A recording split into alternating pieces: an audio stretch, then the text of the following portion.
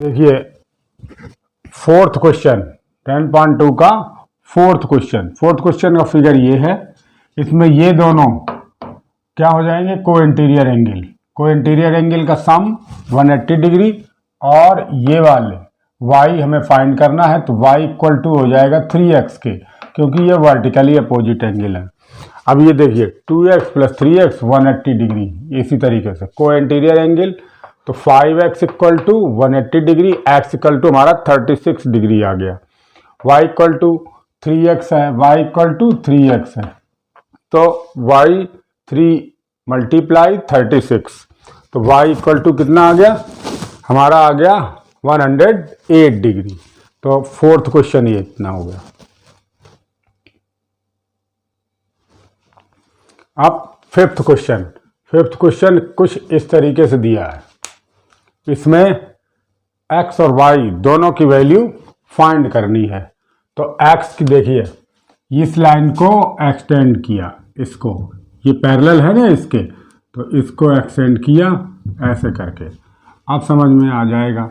अब देखिए क्या है, ये वाला ये एंगल है ना, ये जो एंगल है DE और B, DEC भी कह सकते हो, तो DEC इक्वल टू होगा इन दोनों के DEC। अब देखिए angle x plus 35 degree equal to 110 degree. Alternate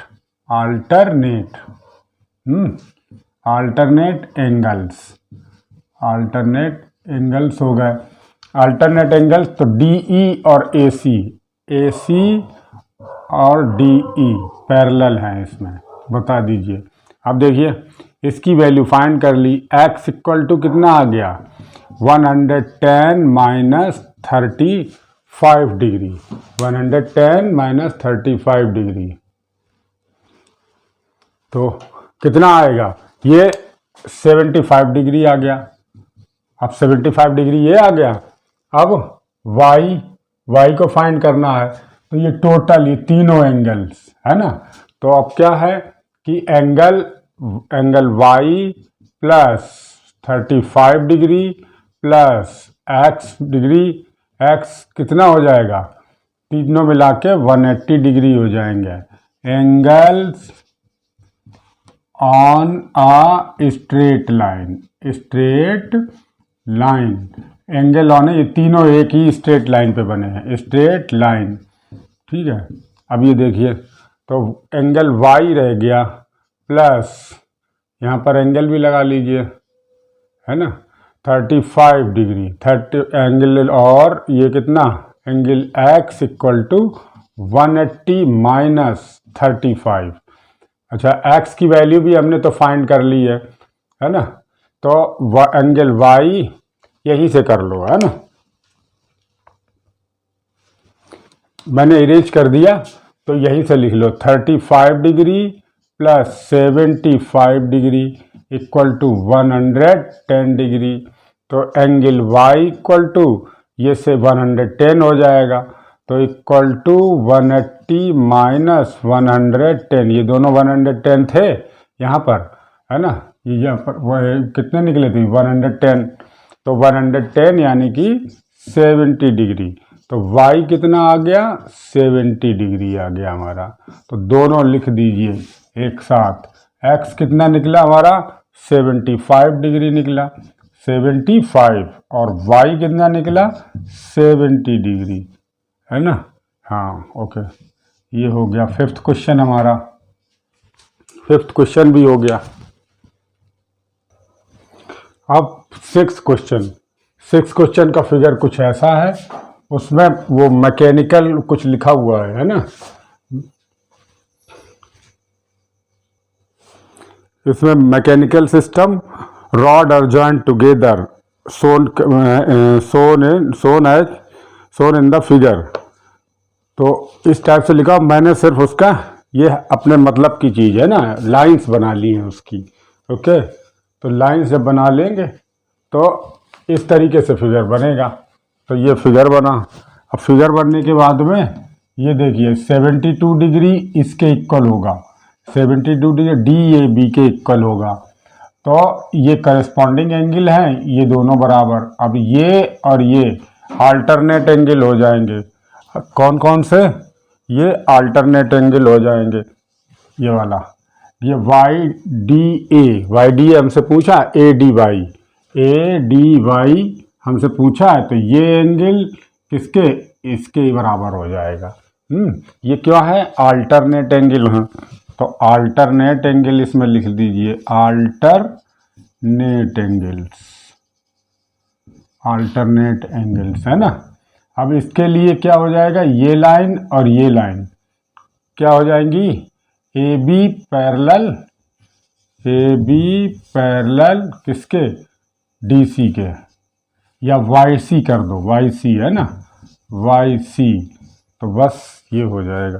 तो ए डी वाई ये इसके इक्वल, ये इसके इक्वल, लेकिन ये थी करस्पॉन्डिंग लाइंस और ये आपस में है अल्टरनेट एंगल्स। करस्पॉन्डिंग एंगल्स ये है ना, ये एंगल्स करस्पॉन्डिंग है और ये आपस में अल्टरनेट है। ओके, तो 6 पार्ट भी ऐसे हो गया तुम आपका। 7th क्वेश्चन इस टाइप से है। तो 7th क्वेश्चन में ये एंगल और ये एंगल कितना?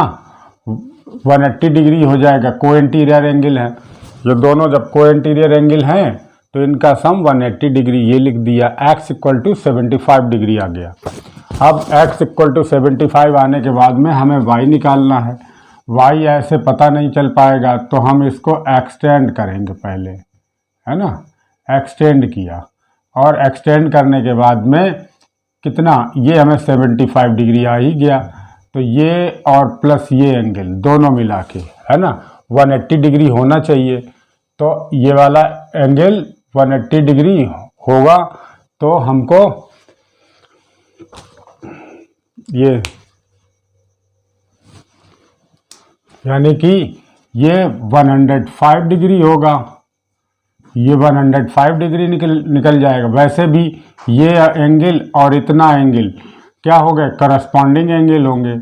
और ये और प्लस इतना एंगल डी जो लिखा हुआ है यहाँ पर, ये वाला एंगल, ये दोनों मिला करके कितना होना चाहिए? ये फिर 180 होना चाहिए।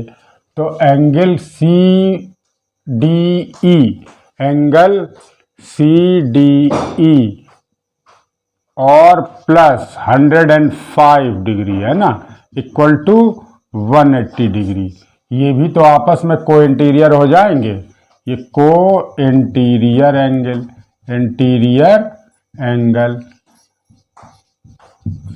अब देखिए एंगल सी डी ई हमारा यहाँ पर फाइंड करना जरूरी है, तो इसलिए हम लोग इसको फाइंड कर रहे हैं। तो ये 75 डिग्री आ जाएगा। आप टोटल देख लीजिए, एंगल सी डी ई और plus y equal to 360 degree होगा। क्यों? एंगल एट ए पॉइंट, ये दोनों मिला करके एंगल एट ए पॉइंट हैं। तो angles at a point, angle at a point. तो अब y की सी डी हमें फाइंड ही है 75 डिग्री प्लस y 360 डिग्री, है ना, 360 डिग्री। अब y equal to 360 degree minus 75 degree, तो ये आ जाएगा आपका 285 डिग्री। तो y इक्वल टू 285 डिग्री आ गया। तो x और y की दोनों की वैल्यू रख दीजिए यहाँ पर। x इक्वल टू 75 डिग्री और y इक्वल टू 285 डिग्री। इस तरीके से हमारा आ गया। ज़्यादा लिखने की ज़रूरत नहीं, बस इतनी स्टेप लिख लो, है ना। यहाँ से ये दोनों इतनी स्टेप लिख लेंगे। ओके।